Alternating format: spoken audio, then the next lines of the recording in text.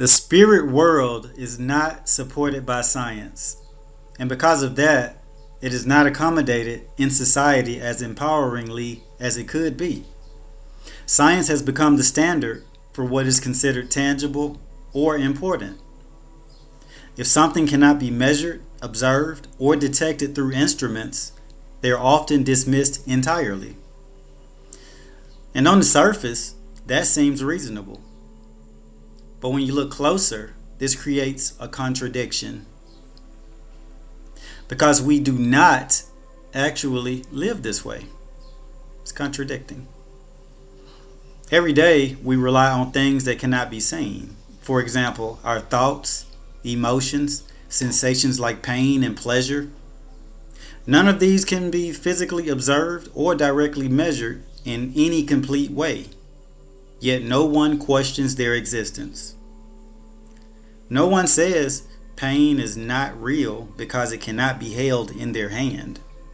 No one dismisses emotion because it cannot be detected like a physical object. So, invisible does not mean unreal. And this is where the contradiction begins. Because if we already accept invisible experiences internally, then rejecting the possibility of invisible realities externally becomes inconsistent. The invisible world is not something distant from us. It is already fundamental to how we exist. Like when a body dies, something changes. Something is no longer there. There is a loss of what we call life. Awareness itself came from something unseen. So the invisible is not a theory. It is already part of reality. So the question becomes, why is it rejected when it extends beyond the individual? And the answer often comes back to science. Science depends on tools, and those tools are extensions of our senses. That's what they're built to do. They're designed to detect specific types of information, but tools can only measure what they are built to measure. They cannot detect what they are not designed to perceive. And this is where the limitations appear. Because science cannot fully measure subjective experience. It cannot capture thought itself. It cannot quantify awareness in its entirety. But it can observe correlates. It can observe activities, but it cannot fully grasp the experience itself. So, if something it can be real, influential, and undeniable, while still being outside of full measurement, then these measurements cannot be the final boundary of reality. And this becomes even clearer when you consider this.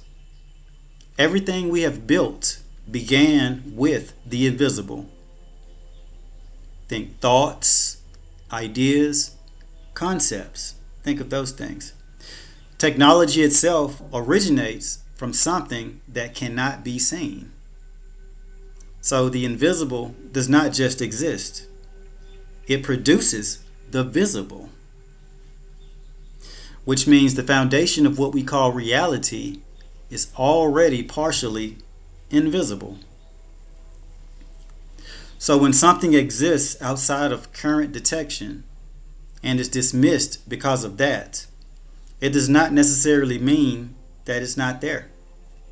It simply means we do not have the ability to perceive it. And this creates a gap, not in reality, but in what we acknowledge as reality.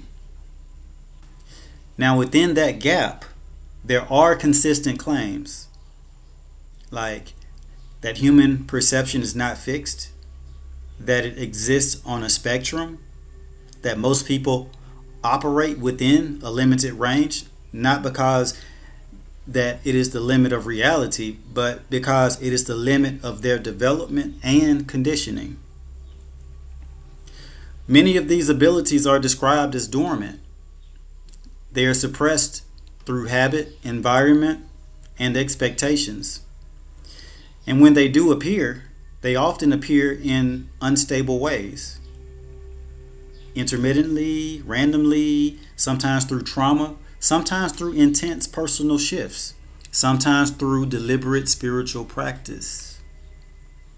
And there are individuals who claim to have developed these abilities further. Not just people labeled as psychics or clairvoyants, but individuals with heightened or expanded perception. People who can claim to perceive beyond the standard sensory range, to accept information that is not available through normal means.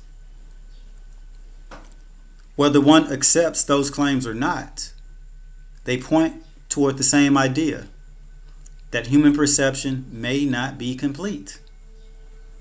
And if perception is not complete, then our understanding of reality is not complete either.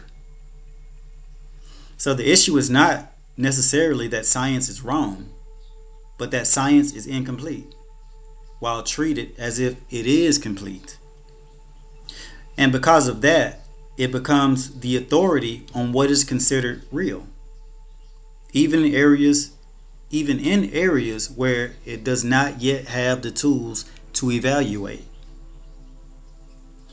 So when it comes to the spirit world, the question is not simply whether it exists or not. It becomes, do we currently have the ability to detect it? And if this answer is no, then using science as the final voice on its existence may not just limit understanding, it limits progress. Because if something exists outside of current measurement, then progress requires expanding perception, not dismissing what has not been measured. And until that happens, we will be operating inside a version of reality that is smaller than the one we actually have. Just something to think about, everyone. Thank you very much for tuning in. I love and appreciate you. Y'all have a great one out there. Until next time, come back and hang out with me. Bye.